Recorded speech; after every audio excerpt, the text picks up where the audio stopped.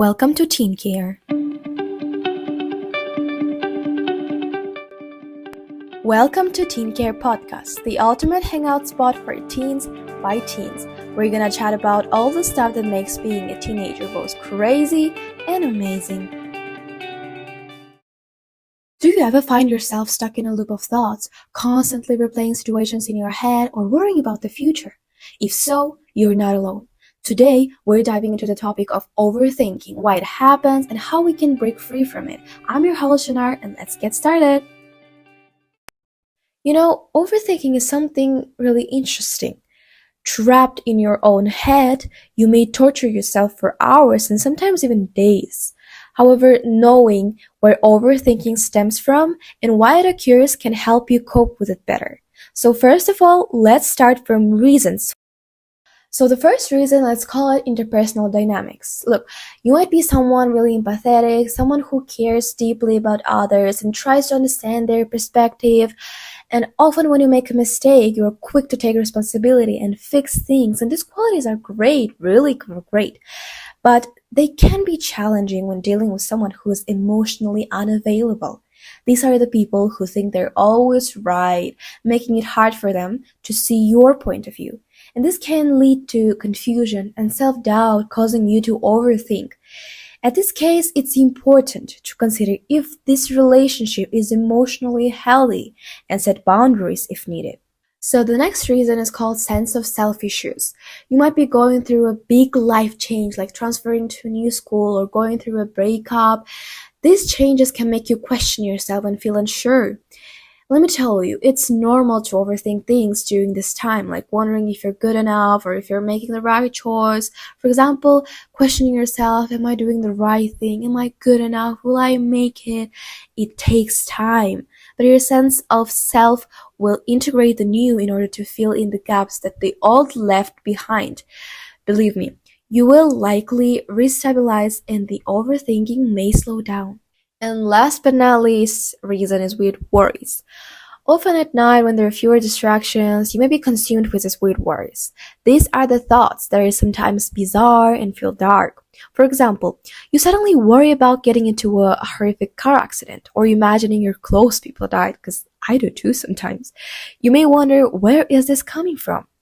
Well, your brain tries to predict worst-case scenarios to avoid being blindsided by sudden events. It's a reminder of life's unpredictability and your limited control over it.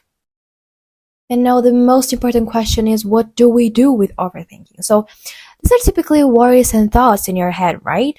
Now you can compare these thoughts to trains at a busy railway station. Each train can represent a thought or a sequence of thoughts. For instance, a thought such as, what if they won't like me, could arrive at the mental railway platform.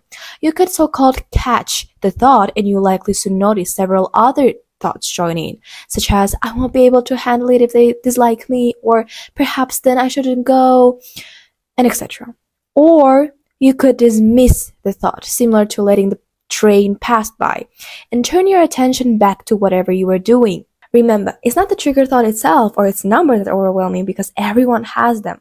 The problem arises if you continuously jump onto each train that is analyzing and worrying about them, that adds weight, slowing you down.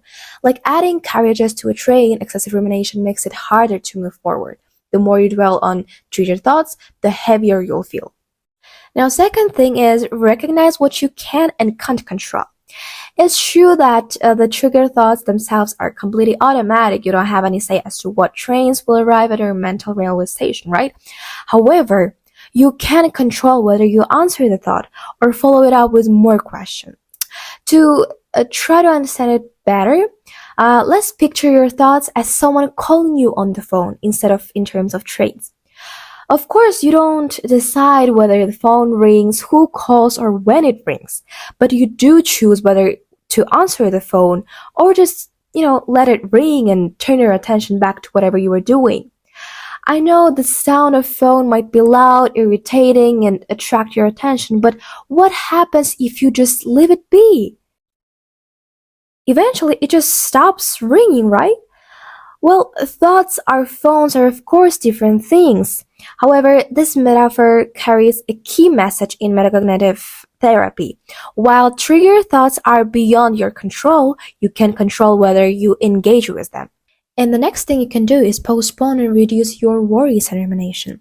You may doubt that your thoughts can be brought under control, but to convince yourself, try to postpone worries and rumination. A therapist, Pia Callison, recommended that her clients introduce a so-called worry time. It has to be a set of the day, for instance, 7:30 p.m. to 8 p.m., where you allow yourself to worry and ruminate freely. That way, when trigger thoughts or feelings occur during the day, try postponing these thoughts to your scheduled worry time. You might tell yourself, I'll deal with this later.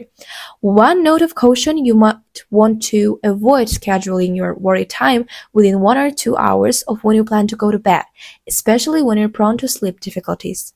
While this might seem a hard goal, in fact, it's something you already do on a daily basis without realizing.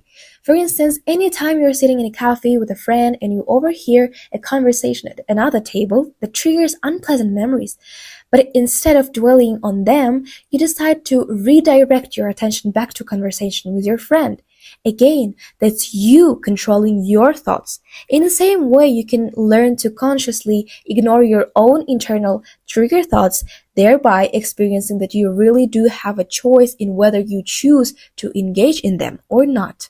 Secondly, is discovering that trigger thoughts are ephemeral and ever-changing. The thoughts that seemed highly important and relevant in the morning will often seem less important when you arrive at your worry time later in the day. You might even discover that you're not able to recall some of the thoughts that triggered you. And it's much more constructive to deal with these issues within a defined time of the day instead of endlessly problem solving while you're trying to go about your daily responsibilities. I know overthinking is a rough thing, however, we are human and our minds do funny things, but remember, you're not alone. At least skincare is always with you. Thank you so much for staying till the end. I genuinely hope that it was helpful for you. Make sure to check out our other episodes and social media to always stay tuned. Check out our bot Zizi. And that is all for today. Have a nice morning, day, evening, night, and remember to reach skincare anytime you need help or support. See ya!